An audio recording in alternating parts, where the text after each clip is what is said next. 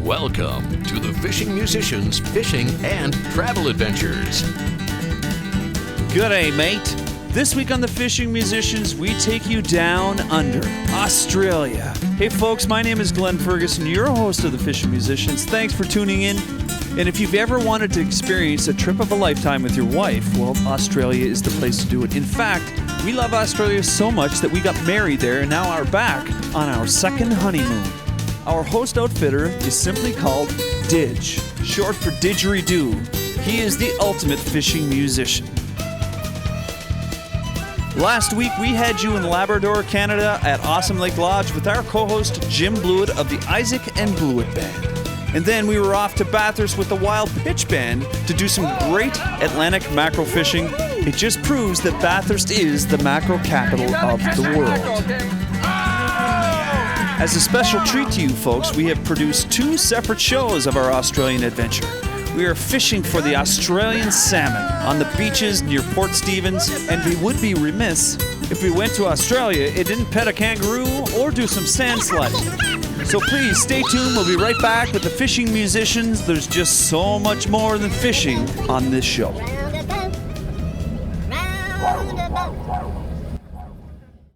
Welcome to the Fishing Musicians, folks. This is The Cave. Just wanted to invite you to our website, www.fishingmusicians.com. A great new site up for download, music, information, www.fishingmusicians.com.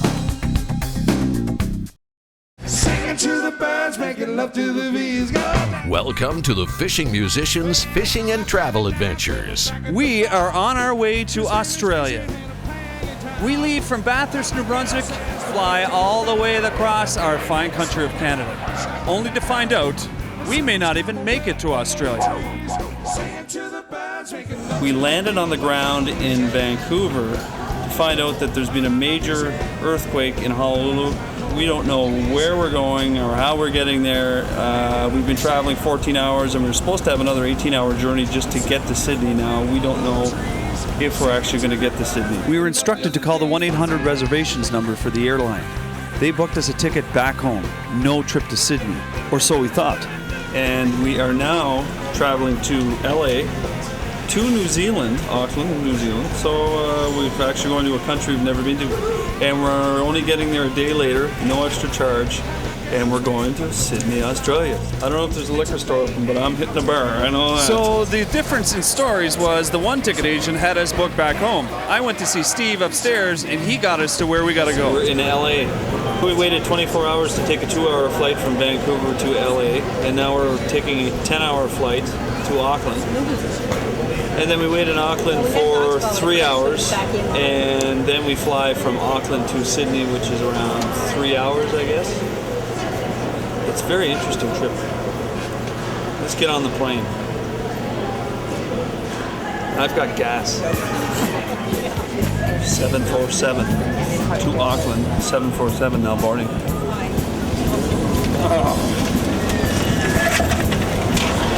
We are en route from Los Angeles to Auckland, New Zealand. Another 10 hours plus on a plane. We are now in New Zealand, waiting to board the plane for Sydney. Day 3 of our travel. We're gonna get there. We're gonna get there. Another 3-hour flight from Auckland, New Zealand to Sydney, Australia, and finally we arrive down under. We pick up our rental car and have to drive another 2 hours to Port Stephens, our final destination. You are in Australia with the Fishing Musicians. We're going to Port Stephens. And driving on the opposite side of the road. The bustling city of Sydney, Australia was founded in 1788 when 11 convict-bearing ships of the First Fleet arrived from England to establish a colony of New South Wales. Now, Sydney is home to over 4 million people and represented by over 200 nationalities. Roundabout, roundabout, we are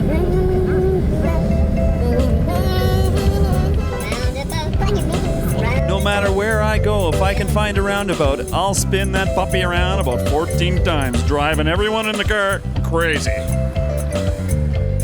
Finally, after 3 long, exhausting days of travel, we arrive at our destination, the Samurai Beach Bungalows, in the heart of the Australian bush. Samurai is suitable for a wide cross-section of guests, with rooms catering from bunk style to deluxe doubles with en-suites.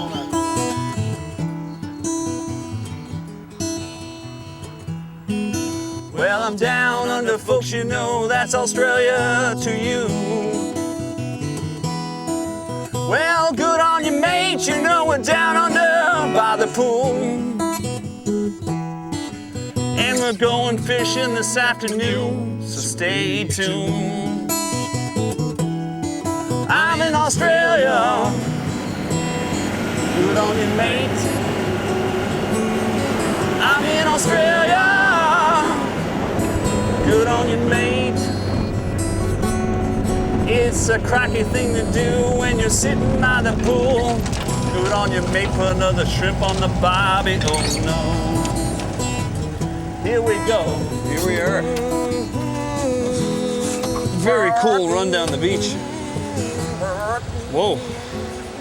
Did you officially are going to become fishing musicians? Thanks for taking us out. What are we going to do today? Welcome. Just give the folks a little bit of an idea of what we're doing today before we start off. Well, we've come down to Stockton Beach. It's a good spot for salmon. This time of year the salmon are running pretty hard up the coast of Australia heading north, followed by the great white sharks, followed by all kinds of other things. So they come into the holes or the gutters on a beach. And this is a huge beach. It's like, I don't know, 15 mile long or something. So you've got a plethora of opportunities. But right here, this hole has been producing for me of late. Yeah. Gentleman up the beach just caught himself a nice salmon, so I know they're on the beach right now. So with the weather like it is, I'm hoping we can hook into a couple of salmon around the 5 to 10 pound size. That'd be awesome. Yeah. Excellent. So what are we using for tackle here today? These are pretty big rods. Yeah, we're using a 12-foot beach rod, and what I got here is, these are called gang hooks. I've got my own gang technique here, which is where I just put the swivel between each hook. And what that gives is a lot of flexibility. Yeah. And when you're reeling in, if your bait comes half off, it allows the bottom of the bait to spin without twisting your line. Cool. Simple rig, effective. The fish can strike anywhere from the head to the tail of your bait, and that way you'll get a hookup. And what are we using for bait today? Pilchards, salted pilchards. And right in here? Okay. Get them out of here for you. Your local bait and tackle shop. Now these are different to the frozen version. Pilchards are found on the whole east coast of Australia. We got balls and balls of pilchards. It's what all the fish eat. So, you know, you fish with what they're eating. Yeah. And that is a big pilchard actually. That's the biggest one I've seen in a while. But they're salted. So they're stiff and they're hard. They don't come off your hook. So we hook them eye, middle and tail. As you can see, the gang hook will fit along that. And you cast them so that the tail's away from the rod and the hooks are feeding up this way. So when you pull it through the water, it's going to have a swimming motion. Yep. As it swims through the water, as you retrieve it, the fish are going to come and take it, middle, back, or tail. And that way you'll get a hookup. So you're trying to mimic naturally the best bait you can for the fish, so you're filling the fish. Well, this is truly an awesome spot, and I appreciate you having us. Let's go get some fish. Folks, we're on this beach. There's people surfing all over the place. We've got the, I think it's the Australian Armed Forces practicing with their F-18s above us. You can hear them, and I'm sure we'll get a shot of them sometime. Yeah, they come pretty low on this beach too sometimes. And you hear them non-stop, so it's a pretty awesome spot. Let's get these rods rigged up and go do some fishing. All right, let's get into it.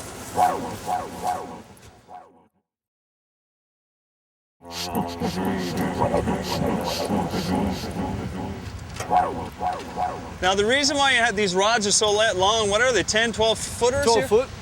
And you got to get it casted way out there over You'll be able to see that the gutter doesn't come right to the shore. Yeah. See the waves, white water there, Yeah. and a break in between? Okay. It's that darker water. That's your gutter that goes out. Okay. And then it feeds in all the way to here. Okay. To a blind gutter.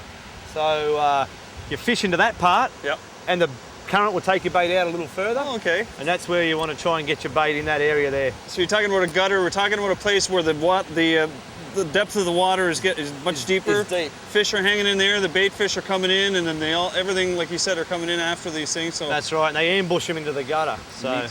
It's basically where the waves wash back out to sea. So they scour a gutter. What's the depth of the water there? It would be over your head. Yeah. That gutter. It'd be at least 6 to 8 foot deep in that gutter, I'd imagine. And then all along the beach here, where we got a lot of the The waves happening, what would that be, like 3 or 4 feet deep? I would say that's probably in the order of, 2 to 4 foot on the sandbar. Now, We're set up. We might even hook ourselves a shark here. you could. You could. I have many, many, many times. You've hooked shark here. I've hooked sharks. How big? Biggest shark I've used, probably about 6 foot long. Big as me. That was a little one. You don't want to go Bronze swimming in there then? whaler. I swim in here. Yeah. You just try to think about happy thoughts. Okay. Go to your happy place. Happy place. Yeah. It could be heaven if you get hit by a shark. All right, let's pick these up then while we're here. Okay. I'll rig them up real quick for you. Okay. So is this your rod here? Or is this mine? That's yours. Okay. Can I switch the handle on it? Yeah, go. Right go. on. Because I'm however- the opposite hand here, so it's great with all these spin casting rods, folks. As you know, I'm not that technical of an angler, but a little trick: if it's the wrong hand for you, you can flip them over. You just take the. I think you can. Yep. Okay. You just pull this out. Pull the arm out. Switch the side. Lock. Load it up. Bit of lead. Now it's a bit washy out there today.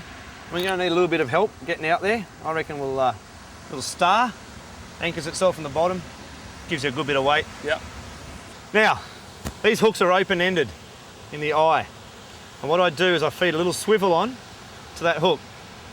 That's the first one I do. And I get my trusty multi-grips and I cinch that shut carefully, because these things can fly out and hit you in the eye.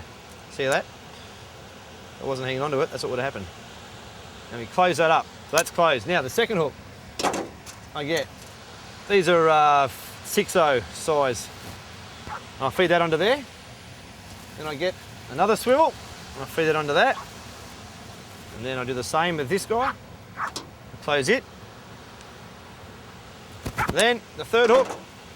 You can see what I was showing you before. The third hook, I feed on. So he's like that. And once again, I'll close the eye. This one's very important to close right, because this is where the fishing line's actually going to tie. You close it up, and there's your gang hook. Good size for those big pilchers I was showing you earlier. And all we do is tie our trace onto that, which I did earlier. Onto there. And don't ask me what the name of this knot is, but the long liners use it. It's very simple and it's good for thick line. If you ever get into a high pound line, it doesn't work so well for very limp 2-4 pound line, but it works great for 20 pound line. It's like a bit of a hangman's noose gooseneck. I'm anxious to see how you cast this. I guess that's a bit of a knack. Yeah. If you haven't handled a large rod before, No. it can be funny. Well, I have. But Really not that funny. kind. Don't think that's just terrible. People out there, you're getting the wrong idea when I talk like that. Good, clean living Canadian. Come on. There's a contradiction in terms. Yeah. Right, so we'll just cinch that all up. Get the tangles out the end of the line. This guy's And fast. you, my friend, will be ready to hit yourself in the back of the head with a sinker. No. That's it. And if you're wondering, yes, I have hooked myself a million times. Okay. All right, just keep it under control for the sec. There, we're ready to go. I'll just hold this. Hold Yep, this. you hold You're that. teaching me all the way. Here come the jets again. Here come the jets again. See? What do I do with that bait? Now I'll show you how to bung one of those on the gang hooks. So little pilchard. Pilchard. And we start at the tail. Now you can just sort of hold the hooks against the length of the fish. These are larger hooks, so I'm going to slightly overhook. So I'm going to go for a bigger bait that suits the larger size gang hooks. So there we go. This fella here is pretty huge. So you'll see here we go to the tail, like that, through his middle.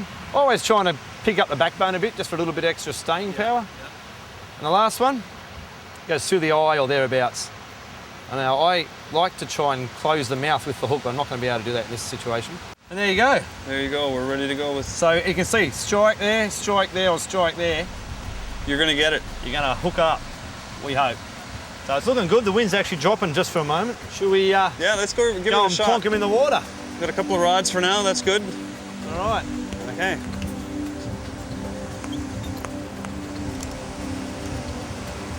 So I've taken a little bit more line on yours, and somewhere like that.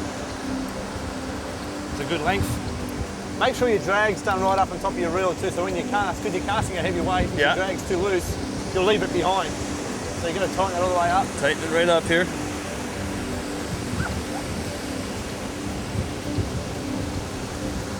Okay, so remembering we have microphones in our pockets, we're not going to go out as far as I normally would. flip it over. I'll show you how I do this. Yes. Now, I use the kind of a counterbalance method. I hook my finger and flick the bail arm so that I'm taking the weight with my finger. Now, I hold the rod pretty close to the end, and I use like a whipping motion. So you bring your hands and this goes that way. Okay. And it's just a case of pointing your finger on this guy. Same as a little bait caster, but just a bigger scale. I guess it's big. That water's lovely. Watch out for the sharks. Woo! Oh, wow. And I'm in the gutter. Okay, so you better cast this one too. That's my rod, I think. Hey? I switched the, I took the wrong rod. I'm gonna have to switch this one. All right. Switch the sides here.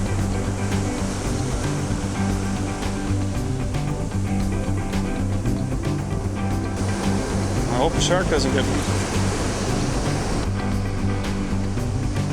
Jeff Jones's, folks. We are in Australia in the Port Stephens region, Nelson Bay, fishing with Didge. Didge is a fishing musician. Oh! That water's getting a little close to the... Ooh! We gotta Fish on, guys! You got one? He's got one on already.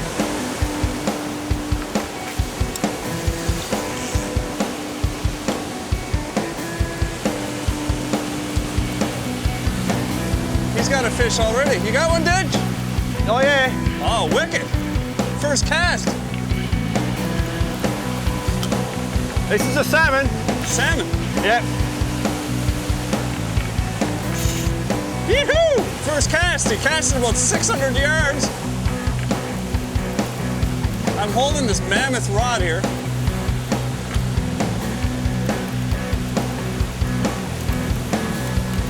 Now, I start swimming towards, you got to wind pretty quick. Oh, this is wild. This was our first cast, too. First Australian salmon. We can't lose this one. Hold on, Didge. Oh, quick! Fish is off. Quick, get it.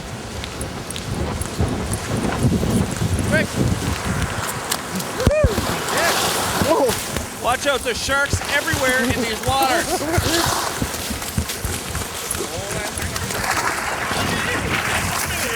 You got him? Yay! Woohoo! Look at that! Whoa! That's how we catch fish in Australia. An Australian salmon. Salmon. Can you eat those? Yep. Can you keep one? Yeah. Folks, we usually do catch and release here, but this is our first cast, first Australian salmon. Wicked job, man. Excellent, excellent, excellent. Folks, we're in Australia fishing. We'll be right back with the fishing musicians. Good job, Didge. Yeah. Awesome. We'll be right back.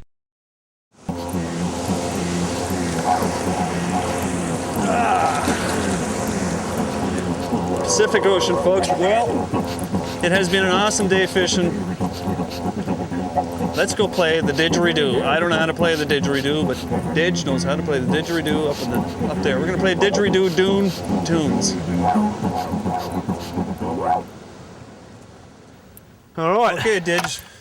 So here we have the didgeridoo. You've been playing this for a while. For a while. Yeah, this is one of my didges. Made of, I think this is a yellow box gum. Okay, there's a lot of different gums that make up didgeridoos. And the yellow box is one of the gums that they use. Now, how it's formed, it's interesting. I'll just tell you about that. It's a tree growing in the ground like this. This is the trunk of the tree, not the branch, but the trunk. And the termites, mounds will be all around us, right? Big termite mounds. And then the little eggs are hatched and they eat their way through the tree and they hollow it out. Just like that. And that's how it's formed the didgeridoo. So it's not man-made at all. Completely natural. Wow. I've got the bucket because it acts like a bit of a sound box. Sure. You hear the buckets very echoey. So what I'm going to do is I'm going to take my microphone off here. I'm kind of an audio engineer dude, so I'm going to take my microphone and I'm going to throw it right down here by the didgeridoo. Sure. And I'll just kind of hang out here. We're doing a makeshift didgeridoo recording session. Okay, so you do something with your lips here or something? Yeah, you vibrate your lips, right? Like you're blowing raspberries. Okay? Like that. Okay. And while you're doing that, you can also make vocal noises with your throat. So you're going, okay? Now while I'm doing that, I can speak, I can make bird noises, animal noises, I can do anything. Right? Cars, trucks, you name it. And then you also, as well as rolling your tongue. So there's all kinds of sounds, and I'll do them all. So first of all, simple note, straight note and a didgeridoo.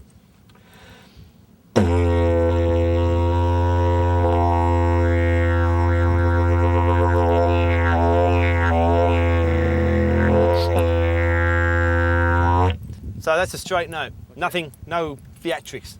Now I'm circular breathing as well, in from my nose and out from my mouth at the same time. So what you're doing is this. All right? Yeah, that sounds like my fart. Looks like Saturday morning after bacon and eggs. So here we go, put it all together.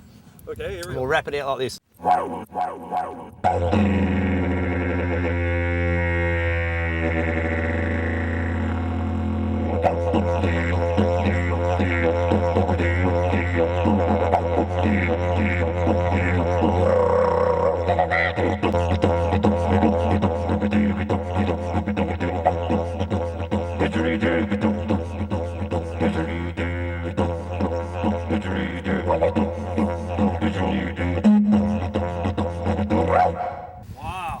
is that ever cool? Wow. Not only can this guy fish, but he can didgeridoo. Excellent, man. Thank you very much. No worries. A real pleasure. Now, can I try this? I think it's your turn. Okay. So I'm Should gonna. we do the microphone swap? Okay, we'll just. I'll just take this thing off here. Sure. I'm not gonna make much of a sound here. I actually do have one of these things at home, but I do more spitting in it than anything. I think my 6-year-old daughter does a better job than I do. Okay, so Loose lips, lube the lips. And try not to suck in one of these flies that's buzzing around our head. okay, so I just go. Yep. Sounds like I wake up in the morning and Clearing your clearing system. the throat. Okay. Go.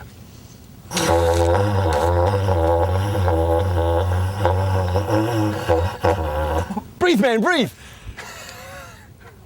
Oh man, that's bad. Mate, that's all right. Well, I can't do it. Yeah, now make a noise with your throat at the same time. Just try. Why, but why? But why are your lips vibrating? Okay, here we go.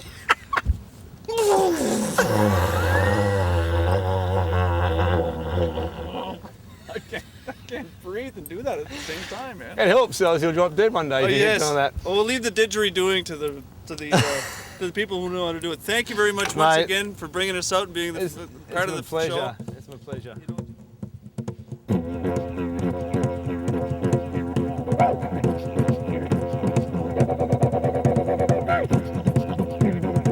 Next week on The Fishing Musicians, we continue our Australian adventure. There's lots to do in Australia at sea and on land. Cute little critters and famous structures. We're busting a groove down under, so don't go burying yourself. Tune in next week as Jennifer and me hook our first Australian salmon. That's cool.